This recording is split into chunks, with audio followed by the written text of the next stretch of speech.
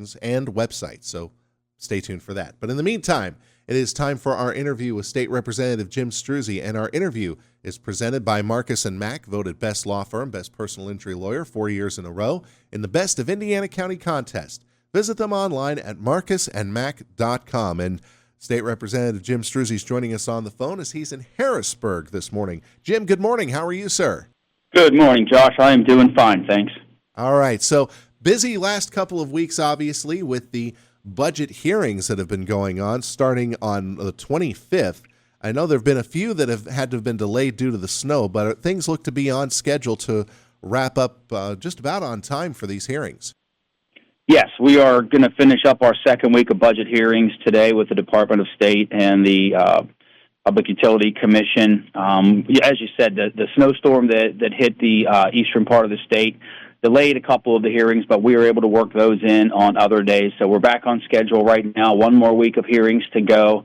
It's been a rigorous process. I encourage people that are interested to tune in and watch. You can look at pabudget.com to see the hearings, even the ones that we've already been through. It's important, really, I think, for Pennsylvania residents to understand how their tax dollars are being utilized, what the governor is proposing to spend in this upcoming fiscal year of 26-27. You know, his proposal is just above $53 billion at a time when we're only looking at about maybe $48 billion in revenue. So that creates some real challenges for us, which is why we go through this rigorous process of budget hearings, because it's important for us to know as we get into the negotiations that will happen over the next few months, you know, why do they need these increases in spending? Are they adequate in some cases? Or do you need to spend more in a certain department? For example, the Department of Community and Economic Development, or the Attorney General's office, as we learned earlier this week, which the governor is actually underfunding. And I think that law enforcement is so vitally important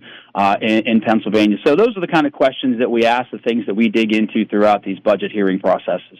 Have you been hearing a kind of a common theme amidst all of these hearings with the different departments? Are they all kind of saying something similar that you've kind of picked up on? Actually, they're quite different, Josh. In some cases, as I said, for example, the Attorney General, or even you had the Supreme Court justices before us earlier this week as well. In some cases, their requested funding is not what the governor is proposing. So you have to dig into, you know, where are they cutting, where are they, you know, funding, where they shouldn't be funding. It's very different than in other cases. Like yesterday, we had the Department of Human Services, which, you know, you're looking at the biggest piece of the Pennsylvania budget in the Department of Human Services, a $22 billion spending proposal from the governor that includes more than $1 billion increase in Medicaid costs and community health choices. So they're very different depending on the department, but of course they do different things. So it's a wide gamut, and it's really, from my perspective, this is my eighth budget going through the hearings, and now as the appropriations chairman. I find it very interesting, and I really think it's important for Pennsylvania residents to understand how their tax dollars are being utilized. And so, as I said, everything is live streamed. You can watch them live, or you can go back and rewatch them if you're interested. But it's really important that we are accountable for Pennsylvania residents and their tax dollars. So one of the big concerns that you mentioned was, of course, law enforcement with the Attorney General's office. You said that office was underfunded, in your opinion. What are some other things that have stuck out that you might be saying, there may be a little bit of underfunding here as well? Well, there's typically things that the governor, it's part of the process, if you will. They take certain things out that they know are important to our caucus. And so it's a back and forth as you go through the negotiations, and I think that anyone who has followed state government understands, you know, what the governor proposes as his budget in February when he stands before the entire General Assembly and gives his speech. It ultimately ends up very different from what we pass as that final budget. So there are things that are put in, taken out, lines that are filled or reduced. Agriculture is one of those big ones that we always want to see. Obviously, we want to be accountable and not overspend, but in some cases, you do need to spend money because it's important for our Commonwealth. That, for example, the current outbreak of the avian flu that's occurring, you know, that's very serious, and literally millions of chickens are being, killed because of this avian flu. And, you need to make sure we have the funding in place to combat things like that, to make sure that the Department of Agriculture has the tools they need to prevent these types of things from happening in the future, and ultimately the proper personnel and staff to deal with these situations when they occur. So things like that, you really have to look at the complexity of the issues, the context that they're in, and in some cases, we may need to add additional funding. We'll cycle back to the avian flu issue because that did remind me of something that the governor did, but I did want to focus on this. Next week, one of the hearings is going to be with the state-related universities and the state system of higher education and community colleges as well. That's going to take up a whole day on March 11th. Obviously, that impacts IUP and everything else, but this is going to be different this year. You're going to be hearing from the PASHE chancellor while the Senate is going to hear from representatives directly from the universities, IUP included. How is that going to kind of change and alter, I guess, points of view when it comes to those budget discussions for PASHE? Well, I think it's ultimately very important to hear from the people who are out there doing the work every day. I look forward, as always, to hearing from our state system of higher education, IUP in particular, which I have been an advocate for my entire time as serving as state representative. It's interesting. The governor, in his budget office, every agency, every department submits their what they think their budget should be.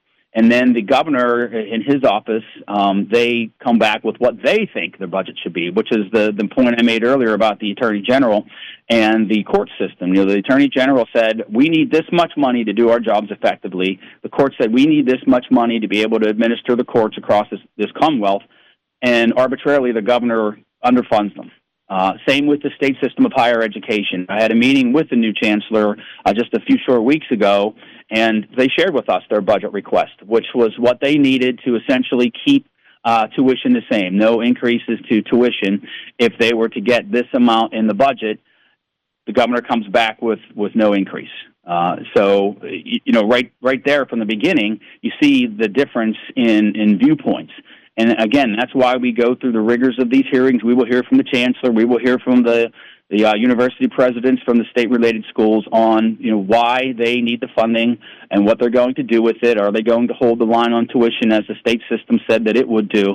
And then ultimately, we wrap hearings up next week, Josh, with the Office of the Budget, the administration itself, and we ask them all of these questions face-to-face. Why did you fund it this way? What's your rationale? Why didn't you give them what they were asking for? All those types of questions we hope will be answered at the end of these hearings next week. Kind of a reconciling then right at the end of the budget hearing session.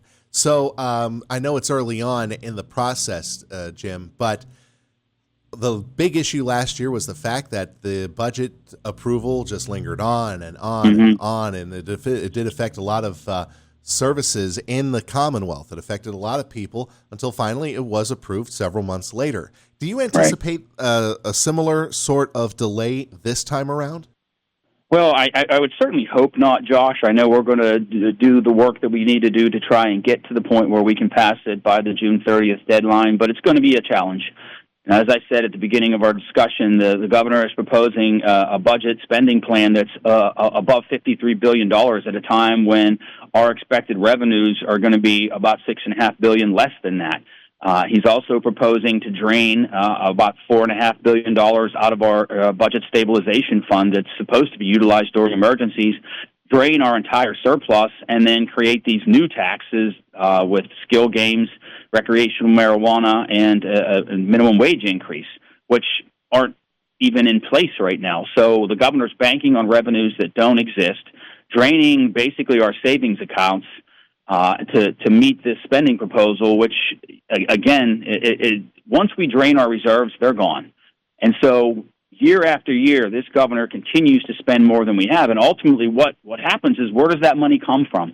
It's taxpayer money. And if we don't have the money that we need to even provide for the basic functions of government, someone has to be accountable for that. And that's what we're trying to avoid. We don't want to see taxes raised on working families in Pennsylvania.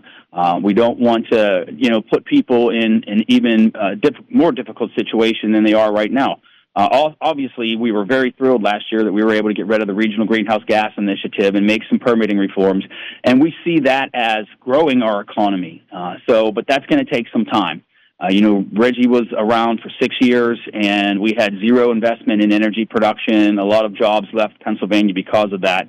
So we do see our revenues increasing over time, but that's going to take a few years to get us back to where we need to be. So I lay that out to show you that there is a challenge ahead of us when it comes to this budget negotiation, trying to get a budget that's in place that properly funds government, is responsible with taxpayer dollars, but doesn't put us in a difficult situation in the outlying years.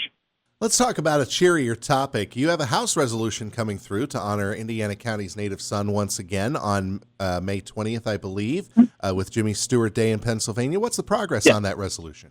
It should be running out of committee here in the next few weeks. I know we formally introduced the resolution for this year. And then I wanted to actually create a more perpetual Jimmy Stewart Day in Pennsylvania so that we don't have to revisit the resolution every year and make it a permanent recognition in Pennsylvania for Jimmy Stewart Day, May 20th, moving forward. So there are actually two bills moving. One is a resolution. One would be a bill then to establish Jimmy Stewart Day permanently in Pennsylvania. I think it's important for us, specifically Indiana County, to recognize what Jimmy Stewart does for our community, what he has done for our Commonwealth, and what he has done really for our country. He is a true American hero, and that needs to be recognized. And I think the values that Jimmy Stewart embodied are values that we need to see much more of in today's world. Definitely. Hey, Jim, thank you very much. I know we could go for another half hour on this, but I think we're just about out of time for this segment. But thanks for coming on and giving us an update on the budget and other things going on in Harrisburg. Can't wait to talk to you down the road. Absolutely, Josh. Thanks for having me. Thanks again. State Representative Jim Struzzi joining us this morning on Indiana in the Morning, presented by First Commonwealth Bank.